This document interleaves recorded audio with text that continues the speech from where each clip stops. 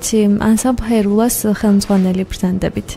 ამ ანსამბლის შესახებ მგითხარით ორიოდე სიტყვით, როდის შეიქმნა, როდის ჩამოყალიბდა და რეპერტუარის შესახებაც გითხარით. ძალიან კარგი.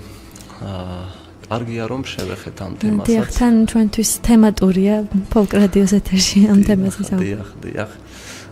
ანსამბლი ჰერულა ჩვენი კუთხის ჰერეთის ეგრეთ წოდებული საინგილოსთვის ანსამბლია, რომელიც გარკვეულწილად მომავლის იმედს სახავს ამ მიმართულებით ქართული ხალხური სიმღერების შესრულების თვალსაზრისით და ვფიქრობ გარკვეულ მოტივაციასაც შეუქმნის ერელ ახალგაზრდებს, რომ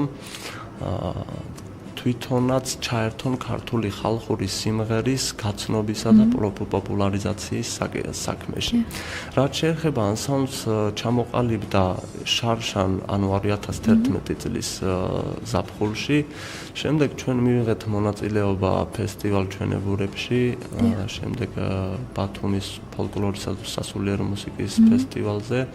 ამის შემდეგ გარკვეული პერიოდი იყო პრობლემა შეკრებასთან და დარბაზთან დაკავშირებით, თუმცა ბოლო თვეების განმავლობაში ეს პრობლემაც მოაგვარეთ.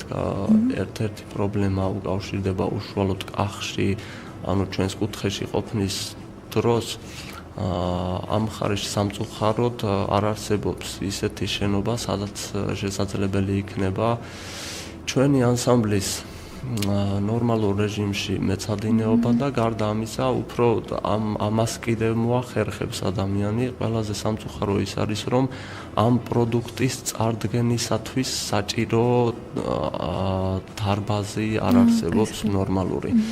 და მე იმედს გამოვთქვამ, რომ სხვათა შორის საკმაოდ კარგი შეთანხმება იქნა მიღწეული ახლა ქართულ და აზერბაიჯანულ მხარეებს შორის, რომელიც ეხება კახში ქართული კულტურის ცენტრის აღდგენასა და გახსნას და ამის შემდეგ იმედს გამოვთქვამ, რომ გვექნება საშუალება მივიღოთ სხვადასხვა გადაწყვეტილება კონცერტების დაგეგმასა და გამართვასთან დაკავშირებით. სხვათა შორის გასულ ახლახანს 19 დეკემბერს გაიმართა ჰერეთის დღეები თბილისის სახელმწიფო უნივერსიტეტში, რომელიც მოიცავდა რამდენიმე ღონისძიებას. ეს მოხდა ახალგაზრდა ერეთა ასოციაციისა და ჰერეთის ელექტრონული ბიბლიოთეკის ორგანიზებით. მოიცავდა სამეცნიერო კონფერენციას ერეთის თემატიკაზე, შემდეგ წარმოდგენილი იყო ეროვნულ ბიბლიოთეკაში ჰერეთის შესახებ დაცული ინფორმაციები, წიგნები და ფოტოალბომები და ბოლოს გაიმართა დასკვნითი კონცერტი, სადაც ჩვენმა ანსამბლმაც მიიღო მონაწილეობა. ჩვენ უკვე ბოლოსკენ მივდივართ და შეგვიძლია მოვისმინოთ ამ ანსამბლის შესრულებით სიმღერა სახელწოდებით ჰარაწი. მოდი ამ სიმღერაზეც მითხარით ერთი-ორი სიტყვით და ვინ არიან სოლისტები, ვინ ასრულებს ამ სიმღერას? რაც შეეხება, მე არ ვიცი, რომელ ალბათ გრიბოებადოვის თეატრში ნამღერი მოიწია ფესტივალ ჩვენებურების ფარგლებში. აქ სოლისტები ვართ მე და პირველ ხმას ასრულებს ალიკო ჭაჭაშვილი, ასევე არიან ბანები.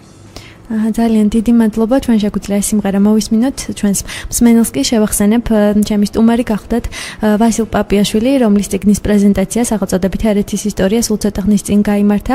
მე ძალიან დიდ მადლობას გადაგიხდით სტუდიაში მობრძანებისთვის და იმედი მაქვს, რომ სულ მალე კვლავ